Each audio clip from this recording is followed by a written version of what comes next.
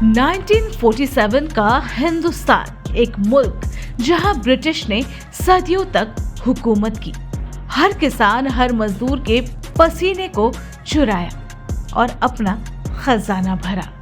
लेकिन ये वो वक्त था जब आजादी की लड़ाई अपनी चोटी पर थी। गांधी जी के अहिंसा से लेकर नेहरू के जोशीले नारों तक हर दिल में एक ही पुकार थी, अंग्रेजों भारत छोड़ो। पर जब आजादी का सपना सच हुआ, ये एक खौफनाक किस्सा बन गया। हिंदुस्तान के दो टुकड़े हुए, इंडिया और पाकिस्तान, और इस बंटवारे ने लाखों के घर उजाड़ दिए, खून की नदियां बहा दी। हिंदू मुस्लिम सिख के दिलों में डर, शहरों का बंटवारा और पॉलिटिशियन के फासले, ये सब ने एक खूनी इतिहास लिखा। इस वीडियो में हम जानेंगे बंटवारे के अनकही सच, शहरों का बंटवारा, डर का मंजर और असली हकीकत।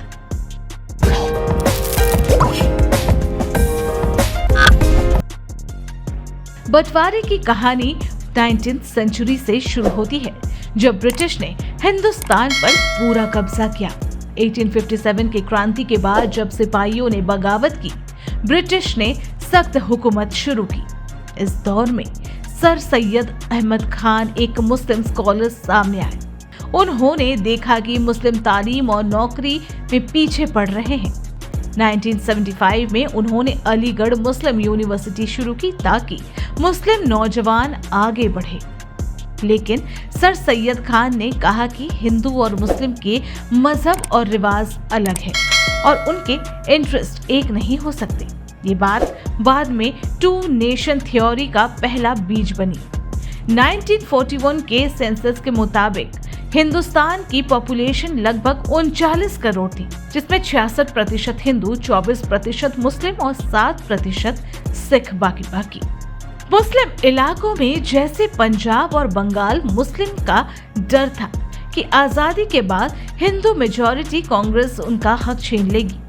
हिंदू और सिख लोगों को डर था कि अगर अलग मुल्क बनाए तो उनकी जमीन और शक्ति बढ़ जाएगी। ये डर छोटे जगहों से शुरू हुआ, मंदिर मस्जिद के विवाद, गाय हत्या पर लड़ाई, और 1920s तक ये डर बड़े राइट्स में बदल गए। 1885 में इंडियन नेशन कांग्रेस बनी, जिसमें दादा भाई नारोजी और बाल गंगाधर तिलक आजादी के लिए लड़े। लेकिन 1906 में ऑल इंडिया मुस्लिम लीग के आने से ये डर और गहरा गया। 1930s तक कम्युनल डर ने हिंदुस्तान को जकड़ लिया। मोहम्मद अली जिन्ना, मुस्लिम लीग के लीडर, ने सर सैयद के टू नेशन थ्योरी को अपनाया और कहा कि मुस्लिम के लिए अलग मुल्क चाहिए। 1937 के इलेक्शन में कांग्रेस ने बड़ी जीत हासिल की, लेकिन जवाहरलाल नेहरू ने मुस्लिम लीग के साथ सरकार बनाने से मना किया, जिसमें मुस्लिम लीग को लगा कि कांग्रेस उनके खिलाफ है। महात्मा गांधी ने हिंदू मुस्लिम एकता के लिए काम किया। उन्होंने 1919 के खिलाफत मूवमेंट में मुस्लिम का साथ दिया, लेकिन ये मूवमेंट फेल होने के बाद मुस्लिम लीग ने गांधी से दूरी बनाई। सरदार वल्लभ भाई पटेल, कांग्रेस के सख्त लीडर, ने मुस्लिम लीग के अलग मुल्क के मांग को नामंजूर किया। मौलाना अब्दुल कलाम आजाद, कांग्रेस के मुस्लिम नेता, ने जिन्ना से एकता के लिए बात की, लेकिन कोई नतीजा नहीं निकला।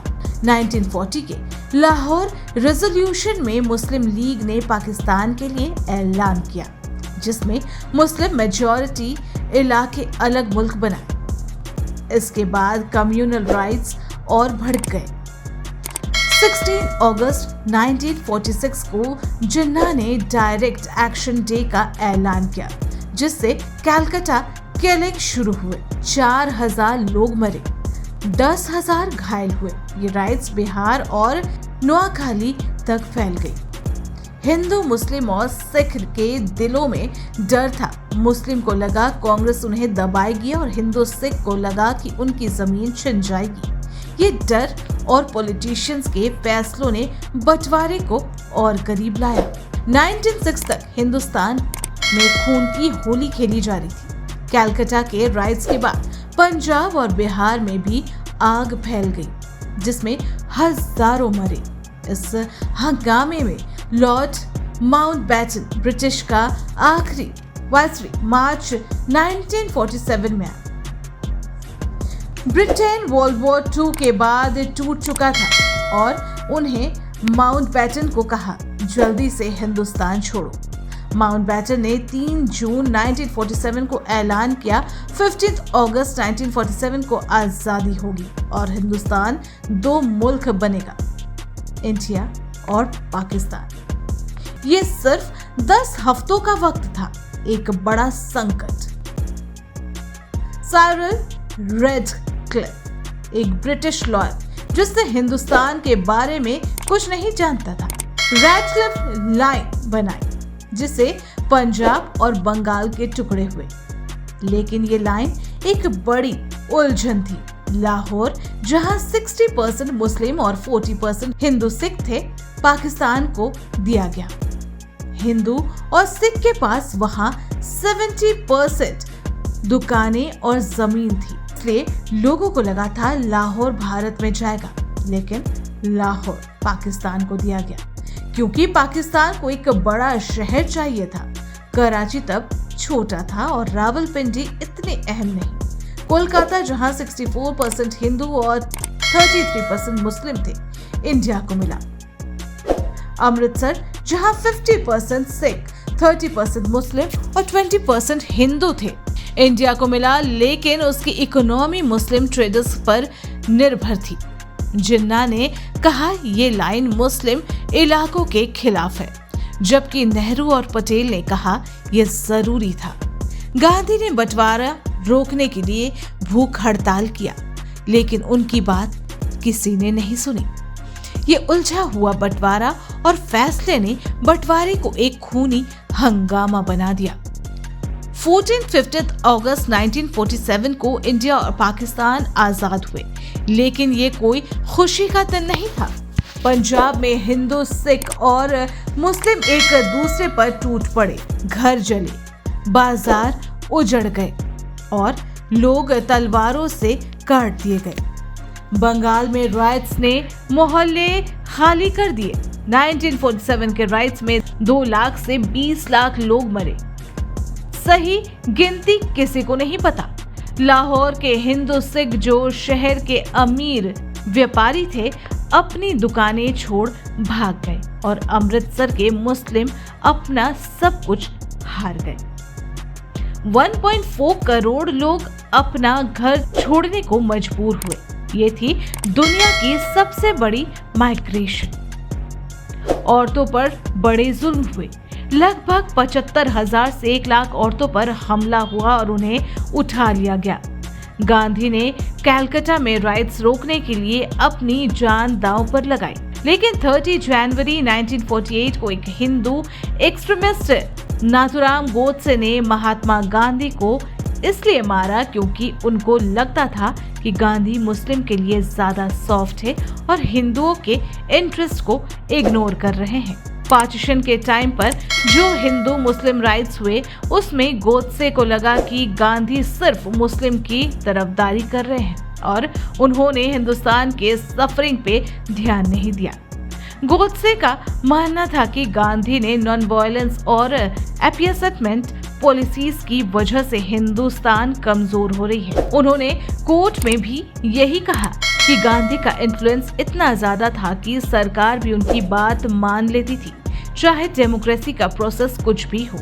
इस वजह से गोडसे ने सोचा कि देश के भविष्य के लिए गांधी को हटाना जरूरी है। नेहरू अब प्रधानमंत्री थे, जिन्होंने आर्मी भेजी, लेकिन राइट्स का स्केल उनके हाथ से निकल गया। पटेल होम मिनिस्टर ने रिफ्यूजी कैंप्स बनाए और प्रिंसली स्टेट को भारत में मिलाया। जिन्ना पाकिस्तान के पहले लीडर ने अपने मुल्क को संभालने की कोशिश की, लेकिन 11 सितंबर 1948 को बीमारी से उनकी मौत हो गई।